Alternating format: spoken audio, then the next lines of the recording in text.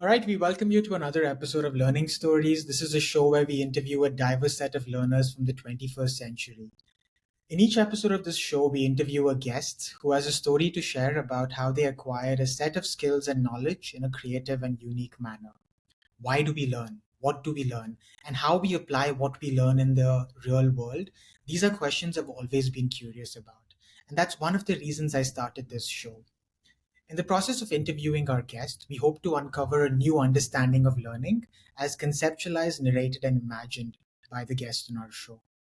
And in this season of Learning Stories, we're focused on urban India. We're looking at stories of young Indians doing amazing things to define the future of our country. Today's guest, Salil Bajaj, he has over 3 years of experience in the entrepreneurial world.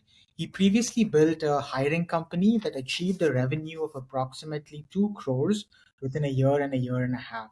He secured deals with notable brands such as Swiggy, Jupiter, Lenskart, and Giant Eagle. Currently, he's focused on becoming a creator. He runs a newsletter called Badaam Lessons, and the focus of that newsletter is to really be a growth newsletter. But he's also building a newsletter company on the side. So, Salil, to start this interview, I'm just curious about your childhood. Tell me about Salil as a child. What were you curious about, and what were you hopeful about growing up in India? Thanks, Abhishek. Thanks for introducing me. And yeah, coming to my childhood, right? So I was born in a small town in Punjab, Jalalabad. It's near Indo-Pakistan border, right? And most of the childhood has been away from my parents. I've lived in a boarding school for 12 years, and I went through a boarding school right after first class. That was in second standard. My parents put me in a boarding school. The core reason being they wanted me to gain like better education, right? That and my father was also curious about on if he whatever mistakes he made, he didn't want me to make similar mistakes, right? And he wanted other children also to go to the boarding school near about his relatives and all, but no one succeeded. I was the only one, right? And for me, the internal motivation was to just get away from mummy's dad, right? Because I was really I was kind of a student who really wanted to play around the whole day, not really study, right? So went to the boarding school. Most of the time, I think my life has largely been influenced by teachers, friends, folks around in the school, even like mess bhaiyas and all. We used to play cricket with them, right? So I've been born and brought up in that ecosystem where uh, I had like one particular schedule: wake up in the morning, 6 a.m., set your bed. By X amount of time, let's say 8, you need to get ready for the school. 9, there's assembly. 10 to 2, there's school timings. Then you've got hobbies. Then if you're a sports person, then you go for sports training, right? So everything end to end was really scheduled out. So most of the things that I've really learned has been very structured for me. So Sal, as a kid, turned out to be really structured by the time he passed out of 12th standard, right? He built a lot of camaraderie. He understood the value of discipline, the value of friendship, the value of living by your own self, right? Because we really had to survive by our own selves, even though we were around friends, but we used to send letters to our parents once a week, right? Once a month, sorry, right? And then later on, we used to do emails as well once a week and stuff, right? So we didn't really have other means of communication than being your friends around or teachers around, right? So those folks were your family. And as a kid, I was always, I wouldn't say I was a curious person of anything of that sort. I was kind of very disciplined. My parents told me to get marks, so I started studying to get marks, right? I was into sports. I was literally into a lot of sports. I started cricket when I was in second class. I had like many milestones that I achieved while playing sports, cricket, especially. I wanted to become a cricketer, but post sixth class, every parents asked, "Beta banna kya hai?" Right? And then I was like, cricketer banna is like, nahi, itne paise nahi hai, bahut corruption hai, and all that stuff. So the dreams changed eventually, right? So I've been a sports person throughout my life, very disciplined, very straightforward, and uh, kind of, let's say, if I end up meeting new people, I kind of explore. I want to learn from them what their journey is, right? And I believe I come across as a very open person. when someone wants to reach out to me or wants to talk to me. I love sharing insights. I think probably there's a teacher inside me that really wants to educate the other person. Yeah.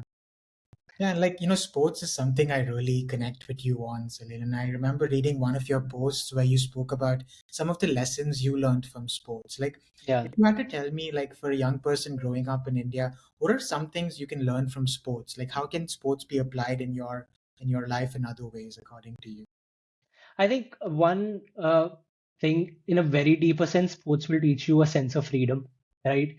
I mean, the time, even right now, I go play tennis, right? I don't think about anything else besides just playing tennis. So being in the moment, thinking about that freedom, one would get a sense how freedom feels, right? There's no other stress than just focusing on probably hitting a shot or playing tennis or something of that sort. That's one. Second, I think it really builds that fitness and discipline in you. Because if you're into sports, obviously you need to kind of be fit as a person. You start thinking yourself in a certain way. You start connecting with how Kohli plays, right? Probably how Kohli is fit. So you want to be, as a sports person, you want to be fit like that, right? So there'll be a sense of there'll be a, I think, in a deeper sense, there'll be a value system creation happening underneath you, where you'll value fitness, you'll value health, right? That would happen. I think the third lesson would be um, it's having a winning mindset, right? So most of the times either it's a zero sum game, right? Sports is a zero sum game. It's not a win-win game for everyone, right? But in that sense, you learn to compete with the other person. If you are playing in a team, you value your own role. You can't do everything, right? You can't be probably a batsman, bowler, and an all-rounder all at one go. Even if you're all-rounder, you'll be known for one aspect more than the other, right? If you're playing hockey, you'll be a forward or a defender or something of that sort. So in one system, you'll understand where you are valued. So you learn more about yourself, right? You learn camaraderie. You learn what winning mentality is. You'll learn to appreciate what losing is, right? Because think about this: you're winning and then you end up losing. So you are deeper down. You kind of appreciate the other person, right? Man, you played well. That's why I kind of lost. Maybe that's totally fine if there are own mistakes, but in a very sportsmanship kind of sense, you'll kind of appreciate the other person out, right? So like these three lessons have been very core to me. That's great, Salil, and I'm able to like relate to all of that. But at the end of like 10th grade or 11th grade, all students growing up in India have this big decision to make. What do I study at university? And I'm just curious about how your mind worked at that point of time because it's such a hard decision. Like in most schools, we have the option of choosing between commerce, science, and arts, and Yeah. very often our longer path in life is defined by that decision, which I find really difficult to process because you're so young and still acquiring and so many skills and so many ways of looking at the world. But what did you decide to study at university and what was that experience like for you? Was it different from boarding school? How is Yeah. it different? And yeah. So post 10th, right? Salil back then, so I was kind of doing everything. I had no clarity on what I really wanted out of life, right? I knew I was getting decent marks in 10th. I was playing sports, right? And the criteria falls under if you're good at studies, you would go take up science. My father really wanted me to take up commerce, maybe because he's from a business background. He kind of thought, you know what, long term commerce is going to help you out, right? But I wanted to be me, right? I want to be like, no, I'll take up science. I'll be that cool guy in the group, right? Even right now, most of the things I do, like probably a newsletter that I create or certain aspects I want to come across as a smart person, right? So back then it was the same thing. If you're a science student, it means you're intelligent. You can probably crack some maths problems or do some organic chemistry that not maybe a commerce student would do, right? So it's everything was in theory. And once I finished off 12th, I kind of found out that I don't really want to become an engineer, right? I don't take up JEE, but I wanted to get into defense forces, but I couldn't clear the exam, right? And that largely came from the aspect because I kind of lived a very regimented life for 12 years. I think I thought, you know what, this is a similar life I want to have. And then there's some emotional aspect of uniform attached to it, right? Because we were also wearing uniforms, we represented our schools a certain way, right? Uh, be it India, be it outside, right? So there was this thing inside me of wearing that uniform, getting into the army, into the Air Force specifically, right, and serving the nation. So when I couldn't clear the exam, I was like, okay, what now? I don't want to do JW or something. I don't want to get into engineering. What should I do?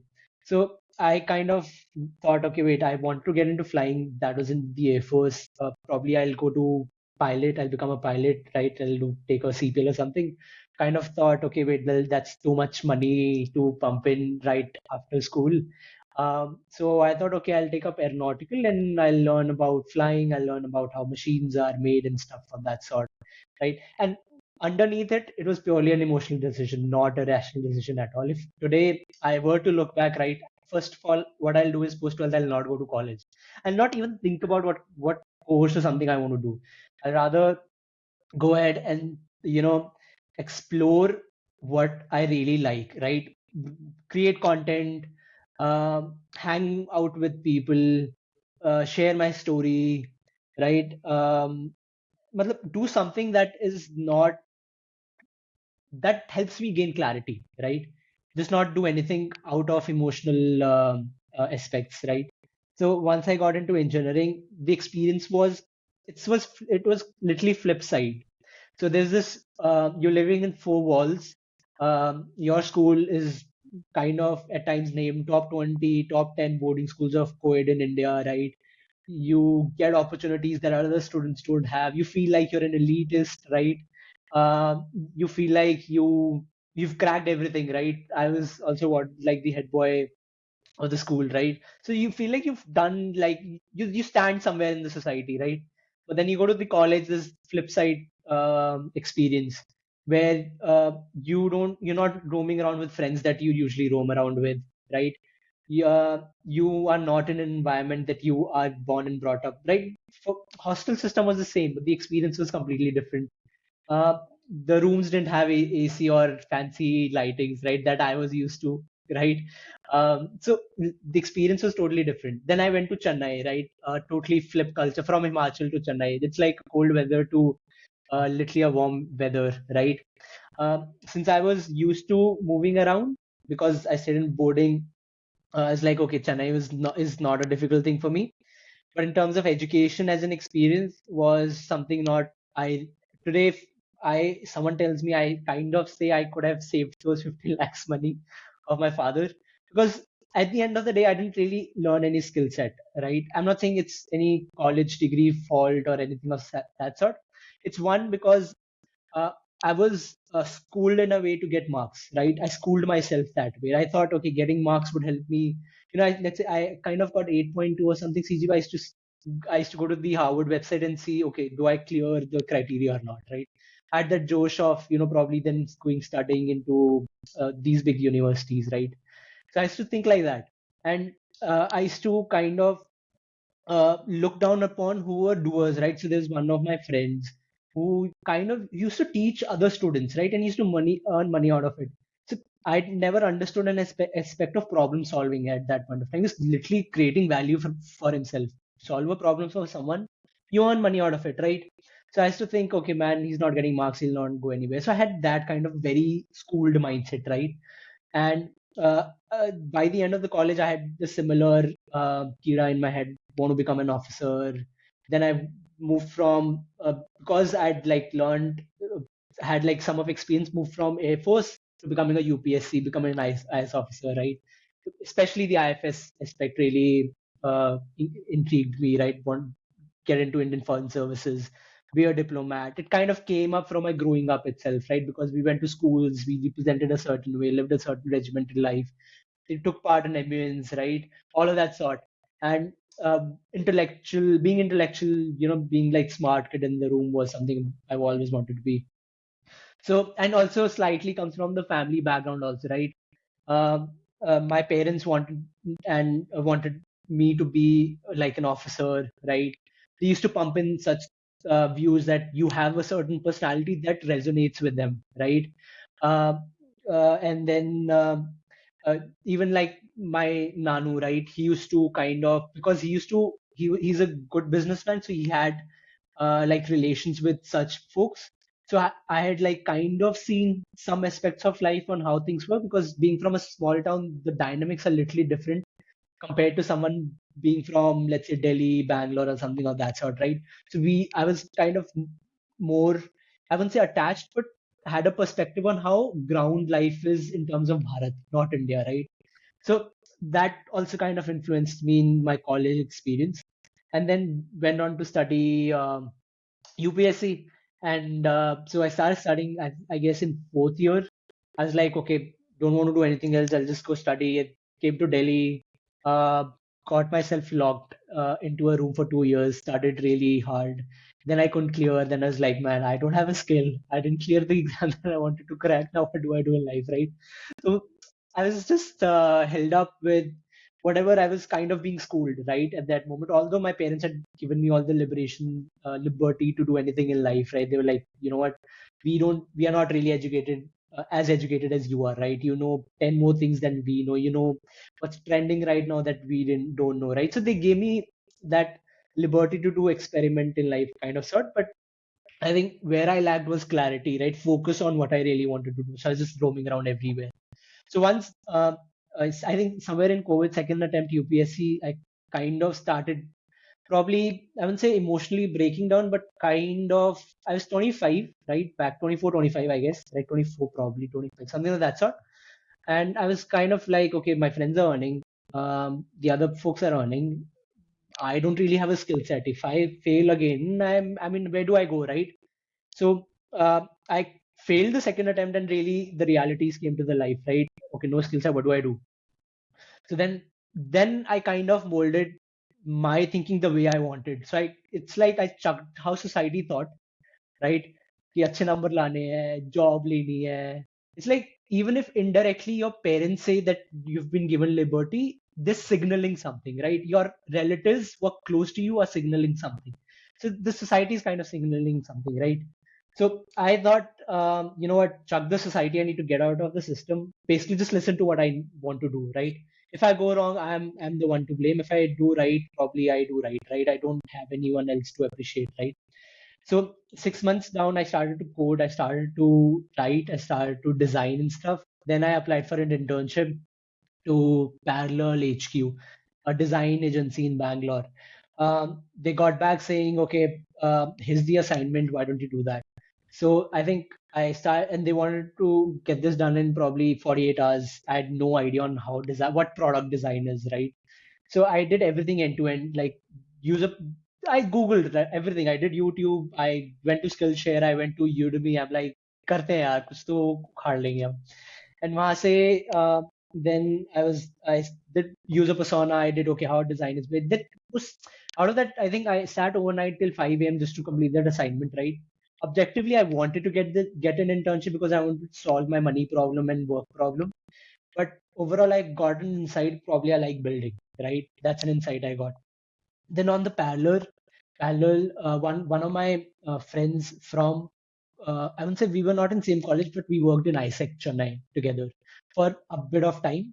So he had called me up twice, thrice, just to see if I was exploring something else in life, right? He was building his own company, so that's how I got my first work, right? It's like Salil, and he kind of spoke to someone else whom I work closely with during ISEC days, right? And he gave a very positive review about me, and that's how I thought, okay, what, let's just get this guy on board. And that's when versatile happened. So I mean, we can continue that, but yeah, that's how the journey has been. No, I mean, like one thing that stood out was your parents' unconditional support, Yeah, and I feel like it's hard to underestimate the long-term influence of that. Like your relatives and extended network can say anything, but if your parents back you and you're thinking up, that really builds your yeah, confidence, right? And I feel like, there's so much pressure for a young person in India to subscribe to these notions of what is a successful life. For a majority of us, it's like getting that job, whether it's in like engineering or like in the civil services. which is like sort of the mindset our parents were also brought up in, right? You have to be Yeah, stable and have a good job. But in a country like India, with the economy booming so much, there are so many other opportunities. And just that piece about how you were flexible enough, because I think, like, hearing you, I don't think it must have been easy going through that UPSC preparation and not making it twice, right? yeah, Because you invested so much in that. And I know there's a lot of pressure to not only clear the exams, but that whole exam preparation cycle can really take a mental load on you, right?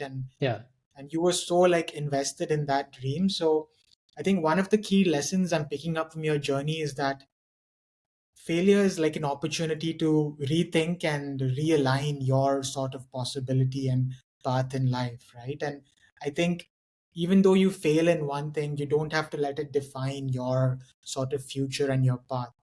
But now, like, you're in the professional world, right? You are out of college, you're done. So how did you acquire skills to do like this job in like an entire new setup, like in Bengaluru, right? I yeah, know you scaled that organization with your teammates to like 1.5 crore. So yeah. what did that organization do, and how did you acquire the skill set to build that to where it eventually went to in your journey? Right. Yeah. So I think fundamentally, I was kind of solving my core problem of getting a job at that point of time, right? So and once I got in touch with my ex-colleague, he was like, you know what, let's do it for 30 days and see if it works or not. And I think post 15 days, it was like, let's do it together. You're on board, right? Uh, there was nothing formal in nature at that point. There's nothing like I didn't even get like employment letter or anything of the sort because the relationship was such. It's just something that two folks are building something, right? And obviously there were other folks being coming together. They were doing jobs and stuff. But once I came to Bangalore, the one thing I knew was that we were zero money and had no clue what to do. Right? I had signed up for it, but I was like, okay, what do I do now? Right? So I got the responsibility of acquiring clients. We knew, okay, we want to build a service-based agency. There is a demand of design in the market, so we didn't really have to think a lot about it, right? So we were like, okay, let's just start off with by positioning as a design studio who would provide senior designers, right? And then there'll be one senior designer and two, three junior designers. This senior designer would lead the early stage companies, design teams and stuff. That was the basic idea that we had, right? And so I was given the responsibility of getting clients in. I was like, okay, again, let's go to YouTube, see how to get clients, right? That's the normal thing. Or you end up seeing other stories. So what really happened in that aspect was, so Vaibhav Sisanti's LinkedIn course, I took that, right? And I was like, okay, wait, this is something that can help me. So I experimented for a week, right? Sent a few DMs out. He told a couple of things, but I just jumped to the JTBD I wanted to do, right? Just get clients, right? My profile was not even built that well. So I just sent DMs to a few folks. I was like, okay, what? They're replying that this is working, right? Then I told the co-founder back then, right, Darshan, who was very experienced in design, I mean, still experienced in design, right? It's like, you know what, let me use your account because you've already built your authority, right? You've got 10 years of experience, people who trust you, I've got barely anything. They're like, how can I solve design problems, right? So I took his LinkedIn account, started sending messages, right? So it's just started with execution. And then I thought, okay, wait, you know what? My message needs to be right. So I started writing more copies, right? I was working with Sago as the co-founder, right? I was closely working with him just to review my copies. Is the message tuned to the ICP that we are reaching out or not, right? So content rate, I got to daily know how valuable content is, right? What you write, how you write, it's a communication. It's like how we are speaking on is a communication. Written format is a communication, right? So it's really valuable on how it's resonated with the other person. So he started reviewing. Then we started building growth strategies on, okay, what, let's say if we reach out 100 folks in a week, how many people do reply back? How many follow-ups do we have to do? What content people reply back on? Experimentation happened on that, right?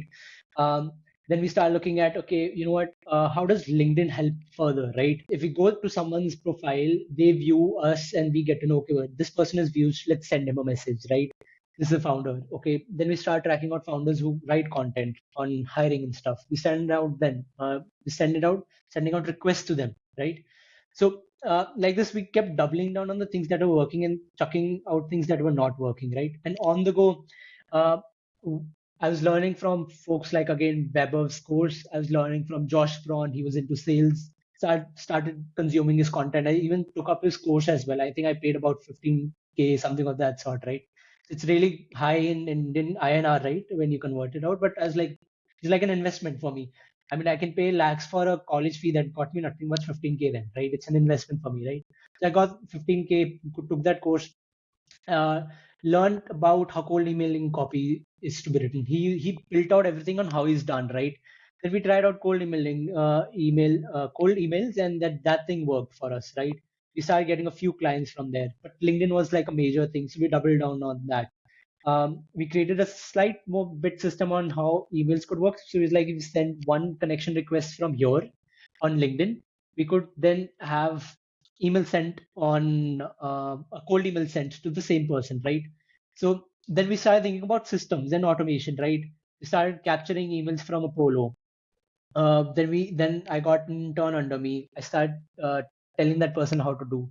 I start thinking on a slightly larger level on how I can go deeper into the system. So when it comes to creating skills, right, it started with one problem statement: how do we acquire clients, right? It just started with that question, and then came down on how a normal human behaves. Yeah, Google karte hai, right? Let's just find out how other people are doing, right? Then you get an insight on how others have cracked it. You start doing it by yourself. Then you gather your own personal insights, right? When I learned, okay, people, how LinkedIn helps you grow, right? I started doubling down on that. So I got insights on copy, is how important content copy is. I started getting insights on who would our ideal client be. In fact, I even got on calls with our potential clients who are our clients, just to gather feedback from them, right? What's your problem statement? What what's the biggest hiring problem that you have? Which level, which stage do you like guys hire? And we built solutions out of that. So it started with one question. We kept doubling, we kept doubling, we kept doubling. And if someone were to ask the same insights today, right, I would say start with customer, right? What's that person's problem? Build, figure that out, solve that. If you can't do that, build a system that you can do. Right now what I'm doing is so something like newsletter, right? In hiring, what you can do is find the intent who is hiring. You can reach out to them. For newsletter, need to gather the intent of the person, right? If Abhishek, let's say, is building on LinkedIn, not sure if he wants to build a newsletter, right? So, and let's say Abhishek is funded by YC, right? He's building a product. So I need to build a growth system for myself that I can sell to Abhishek, right? So it totally depends. Start with your customer first, understand what the problem is, understand how you can come in the place, and and just keep going deeper. Yes, Salil, some great insights there, and like what I picked up, one thing I picked up was how advertising is changing so much in today's economy, right? Like Yeah, brands cannot just put up a print board and accept, consumers to come in. A lot of it is moving into this content creation sort of zone where brands have to provide some value to the consumer, and this doesn't have to be monetary value. It can be information or knowledge or yeah, how the product can enhance your life from a value perspective. So I think that piece and that shift is really interesting, especially in the digital economy where you have so many brands and consumers that are primarily making a large amount of their transactions on the internet, right? yeah, So if you were working with like a large brand, yeah, like let's say like a large Indian brand like Swiggy, and you yeah. were talking to their, like, how do you think their chief marketing officer is allocating budgets? Let's say they have 100% Mm. budget. How much of that is going to traditional media? How much of that is going to, like social media and new media, like based on your analysis of like branding Mhm. strategies that you've seen? I guess, well, I'm not aware how these people think, but uh, I would say there's a certain mindset most of the CMOs or managers have, right? Because they've got so much experience. They start with the objective. They always start with the objective. What are we trying to achieve, right? And then they double down. They break it down into this. Let's say hypothetically, Swiggy wants to acquire 100 million customers, right? For example, their job, that's the job to be done. 100 million customers, that's the objective. The next question for any growth person or any CMO sitting at whatever level and whatever bigger budget would be, how can I do it in the fastest possible way, man? Right? They'll be like, okay, you know what? Let's partner up with some X company from where discovery would happen, right? Because fundamentally, you're kind of solving for two problems. One is a discovery problem, one is a monetization problem, right? So you start with discovery, you think, okay, partnerships can help, Insta, putting content out on Insta, YouTube can help, uh, um, uh, probably maybe VC funding could help discovery, right? These folks have a lot of huge networks, right? Um, then they would be like, okay, what, you know what, maybe collaborating with folks like Tanmay Bhatt who've already got distribution, right? Let's do with that. So for any CMO person with large budget, they ideally start with the objective at hand. How can I fastest possible way I can achieve that problem statement? And then they go about then they go about that. Then they think, okay, if this can solve discovery for me, they'll be like, okay, how do I solve monetization for myself, right? So that's how they think. Yeah, and like I think because that makes a lot of sense, because then the brands think like the way they're thinking is they have an objective and they work backwards from there, right? Yeah. And I feel like the creator economy is something that has really popped up in like these brands sort of horizon, right? Like for someone that doesn't know anything about the creator economy, why do you think young Indians or like people in the world in general should be interested in this opportunity? Maybe you can share Yeah. some statistics and tell me Mhm. what the creator economy is for someone that knows nothing about it. See, oh, all right. I think this is something I'll give you a personal anecdote as well of my wife itself, right? So right now, she's working in Deloitte. She's got a pretty good job. She loves that, right? She's seeing me what I'm building and stuff. Uh, and we started off putting her content out on LinkedIn, right? And she saw some kind of growth. She's like, 700 to probably, I'm not sure, probably 14K followers at the moment. And it's been probably 2 months, right? Now she's building a newsletter as well, right? Although everything is free flowing at the moment, right? But fundamentally, every person who wants to become a creator or kind of think why become a creator is to think in a way of freedom, right? We were never meant to do probably a 9 to 5 job, right? We were meant to think creatively and provide value that we can create in exchange of doing earning something, right? Could be money, could be something or the other, right? So fundamentally humans were like that. Let's just take historically. I have milk, you've got bread, I will do the barter system, right? um, let's say then for example, I created machine, let's say a car. You want to reach some place at the fastest possible way, you can take that car and you pay money for that. So there's a creation that happened, right? There's a value chain that was formed, right? I mean, if you see fundamental economics, that's supply and demand, right? You create a demand for something, and there's a supply side of things. If they match, something happens, right? Similar happens in creator economy, right? If let's say we're talking about cars, for Ford built cars or any other company built cars, they kind of created something out that was valuable to humans. So right now, for any person, because you have something unique to share, right? You can become a creator easily, right? And anything that is shared needs to be obviously valuable to the other person as well, right? So if today, for example, if my wife is an auditor, could provide auditing value to a next person, right? And fundamentally achieve freedom, right? That's what we humans want. We want to wake up at any point of time, probably go do whatever we want our bank balance to be full, be with family, be happy, continue to provide value to the other person, right? Help out, right? That's the fundamental thing. So and most of the people want that.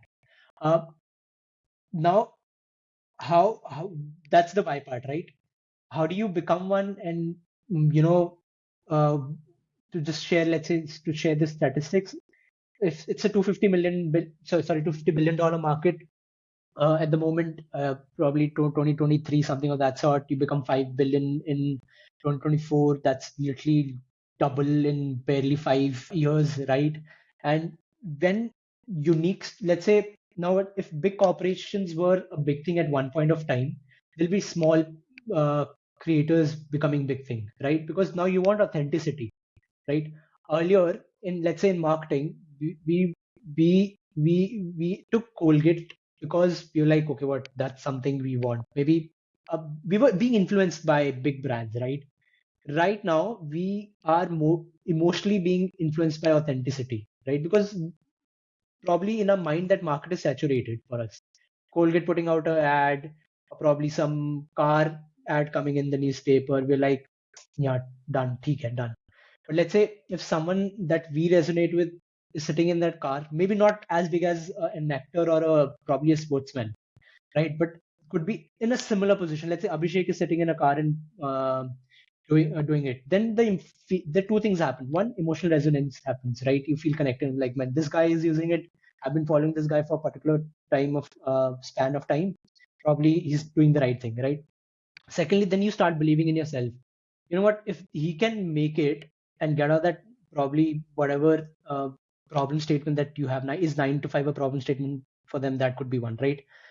And create a value system by your own self, then that why becomes even more important, right? So just to like summarize this, why? Because fundamentally we humans are made to think creatively. We are made to live by freedom. We are made to emotionally connect. We're made to we kind of thrive in communities, right? There's no one big leader and we kind of end up following. We only follow when there's the community who follows the X person, right? So, and how creator economy is really helping this out, why this should again become is authenticity comes into place, emotional aspects into place, your freedom comes into place. Yeah, that's why. Yeah, that's amazing because I think the creator economy gives you an opportunity to access an audience at scale, right? And Yeah, this was not possible like 20 years ago, where your audience was limited to people you worked with, your school, yeah, or your immediate neighborhood. But yeah, right now, and I think I remember reading the post that you put up about your wife, and she is like a chartered accountant, yeah, and it was really fascinating to see how she built her brand around chartered accountancy. So you don't yeah, have to have like some really special skill to yeah, be like a creator in today's economy, right? You can yeah, pick your profession and actually build something around it. And yeah, like I know you are really bullish on newsletters and LinkedIn, mm, or a newsletter focused like creator growth. yeah, Like based on your experience, and I read your piece about Mark Liu as well and his journey as a as a founder creator. So like, yeah, can you tell me some stories of founder creators that in addition to building their own companies, they were able to build a source of income by becoming a creator and sharing lessons they've learned yeah, as founder creators, with a focus on newsletters as their mechanism to reach yeah. masses? So maybe tell me stories of like maybe two or three founders that you thought did a really like amazing job tapping into this creator economy Yeah, opportunity. absolutely. Um, so fundamentally, I'll say something like this. One of the biggest leverages that you have in creator economy is distribution, right? And why newsletter play a big part is because you build an owned audience, right? You're not reliant on LinkedIn algorithms to get growth, not reliant on Insta to get growth, right? So you build an own audience. And lately, I'll give you recent examples because people can resonate with them better, right? Um, I've seen, I hope I'm pronouncing the name right, Jesse Puji, right? He is the founder of Gateway X, right? He's with his co-founders. They've got a newsletter called Bootstrap Giants, right? Now he's building his personal brand on LinkedIn, but he's similarly resonating, sharing his journey, insights for his core target audience on the newsletter itself, right? And I read it very thoroughly because I'm kind of learning something out of it. Same second person, John Rush, if I'm not wrong. He's built 20 plus product companies at the moment, and probably 5 to 6 have really blown up for him, right? Uh, and he's built in public itself. He puts content out daily. He whatever he puts on LinkedIn, he puts on newsletter itself, right? The fundamental remains the same. Building an on audience, getting feedback from them, right? and he's become big. Another creator would be Tom Elder, right? The person I was just researching on last week itself. This guy was an Atlassian, started writing online because he was into strategy and ops and thought, okay, you know what, probably something that I could help other folks with. Start with newsletter, right? And then because he was writing on LinkedIn for past 2 years, but saw newsletter his growth channel, right? Because of the audience he could capture and probably build his creator economies. Now he's building Strategy Hub. Those are the case studies he's compiling it together that would educate probably the founders, the product people that he has in his email community, right? Same is for Jay Claus, right? Jay Claus, I came to know about him a few months back. He runs Creator HQ, right? Um, Again, he's a newsletter first growth person. He educates people on how to become better creators, right? Does everything via newsletter. He sells courses via newsletter. He educates more people in newsletter, right? Fundamentally, newsletter helps you really focus on people who have very high intent, right? Who really love your content, right? Who really want to learn from you, right? And then the other person would be uh, there's one Chanel. I hope I'm pronouncing her name right. She's a founder of Growth in Reverse. Chanel or Chisel. I'm getting it wrong, but founder of Growth in Reverse. She's doing brilliant content. Again, growth stories, newsletter focused first, right? Um, Now I think she's going towards again selling her digital products, right? And even to name a few Indian ones, Niharika Kaur Sidhu, right? She built out everything. She's a bullish on those 4 hours work week concept, right? She sells digital products. A newsletter first growth person, right? So when I say newsletter first growth person, it means you fundamentally see newsletter as your main vertical, but you need to build around that as well. Because the main problem with newsletter growth is that you just can't grow. You need visibility from somewhere, right? So you need to post on LinkedIn, you need to be active on X, on Insta, on other stuff. But you keep newsletter as center attention, right? And then build from there. So again, Niharika is probably would be our age, right? Bullish on 4 hour work week. She sells digital courses, runs small community courses. She calls up, invites guests like Sahil Bloom and all on her community courses that she's running, right? Very small courses, right? All of that. Again, everyone driving everything from newsletter itself. Yeah, and I think like that's where you come in as an organization, right? You started a Yeah. company where, so like if you had to like briefly summarize what service you offer at your new company and tell me how you solve that problem and who your target audience is, how would you maybe tell me a little bit about that? Yeah. So fundamentally, I start, my core problem was I wanted to crack distribution, right? So a few months back, I was doing personal branding for myself. I'm still doing that. And as writing newsletters, started Badaam Lessons very seriously, started writing on X as well, right? And in fact, I started off with providing personal branding services to founders, right? Then found out certain problem statements, right? Kind of felt in love with newsletter, right? Then found out what's the benefit of a newsletter, right? So fundamentally, what Epithemia Labs does is it's a newsletter service at the moment, right? And a very bigger goal probably as I keep growing, I want to become a growth operator, right? Have like a content-led engines where I can produce high quality videos for you as GrowthX does or every TV does, like good business case studies. But fundamentally, your newsletter stays at the center of attention and everything builds around that. So it's a content-led growth engine that I want to build. And I kind of position it at the moment, position it as Creator Lab because one is I want to do a lot of experiments and provide growth services because let's say founder comes in, I want that person to be like, okay, you know what, I've done this many experiments. These work, these don't work, so just focus here and I'll help you grow, right? Second, I largely want other founders to start thinking like creators, right? Fundamentally, uh, what I found is when you start thinking like creators, you start thinking about, okay, you know what, how do I create value? How do I you kind of become, I would say, distribution first founder. You think you want to build an audience now. Then you think, okay, you want to convert that audience. You start thinking from your lens, right? When you think, usually how B2B works at the moment is you do cold email, cold reach outs. That absolutely works. I also do that, right, at the moment. But when you think like a creator, you think like, okay, you know what?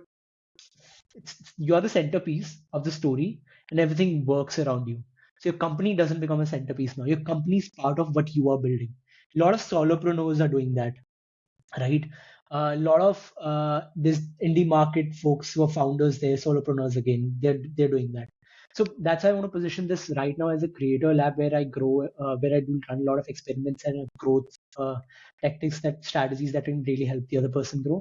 Second is to help founders think like creators, where they are the centerpiece for me and I build everything around them, right?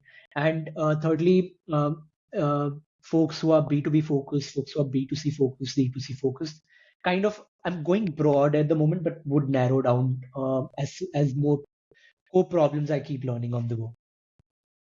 Yeah, and like for the listeners, like tuning in, I will be linking Badaam Lessons, which is Salil's like amazing newsletter. I've learned a lot, and it's not just a newsletter, but I think he puts a lot of effort into his notes. And he was one of the first newsletter writers to actually reach out to me with a personal message.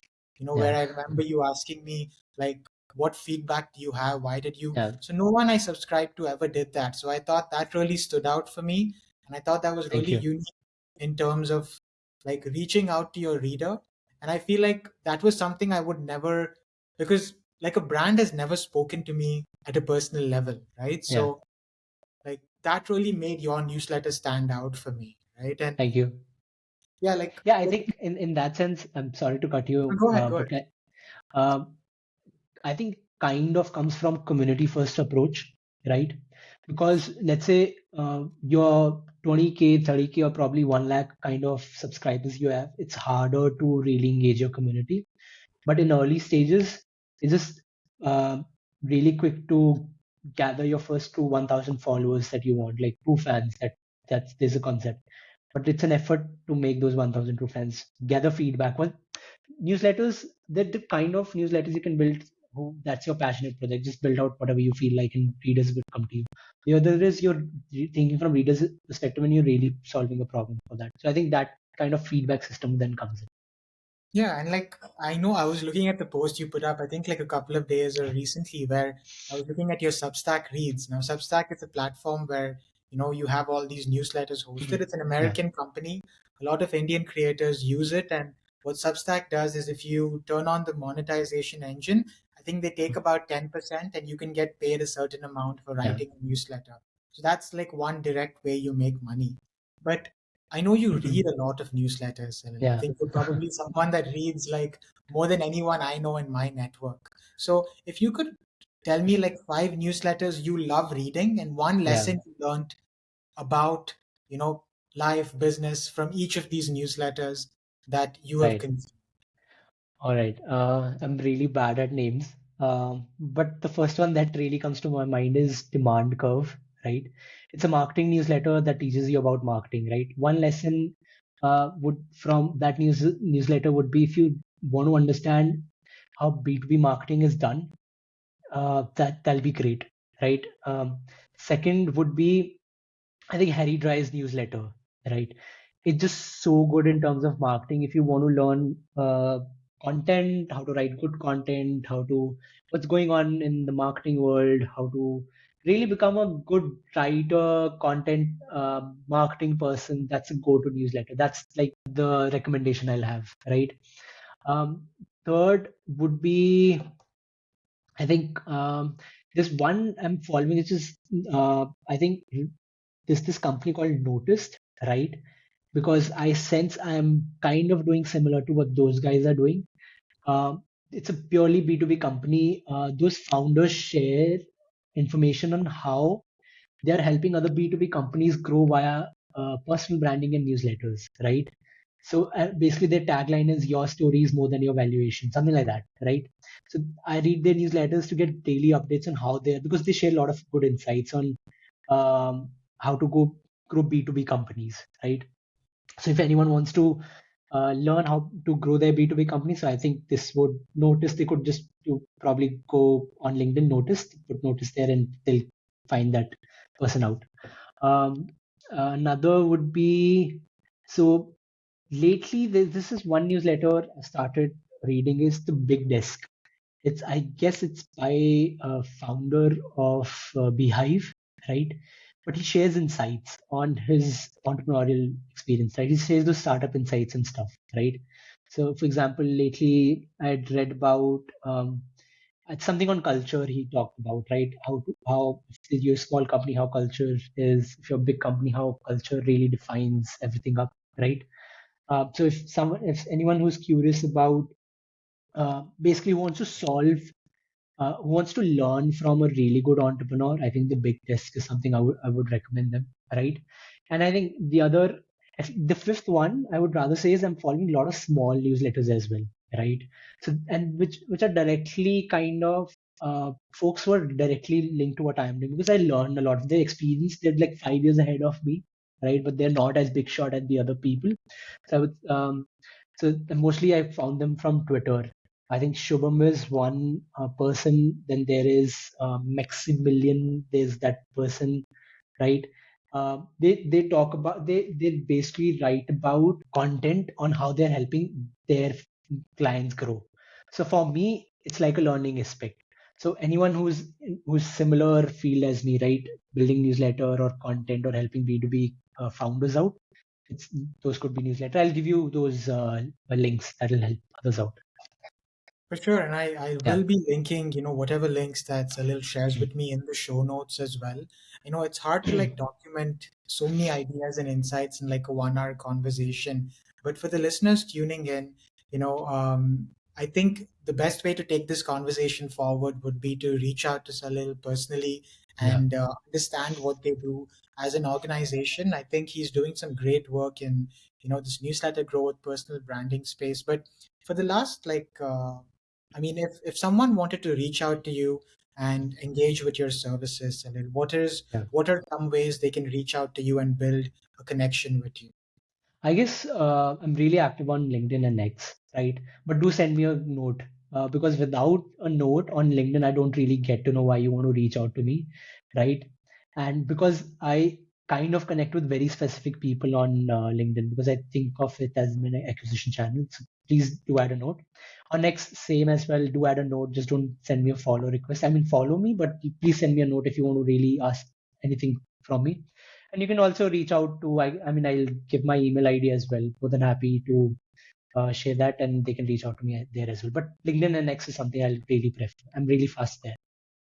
Wonderful. So, for the listeners tuning in, this was a great episode where we learned so much about personal growth, newsletters, and I think Salil's journey of bootstrapping a startup here in India, right, and building that from the ground up. And he's someone like listening to you, Salil. I realized that even if you don't have the skills, you can use the internet to acquire any kind of knowledge you want to acquire. But I think you need to have a quick feedback cycle where you're not only learning new information but applying it and then gathering new information.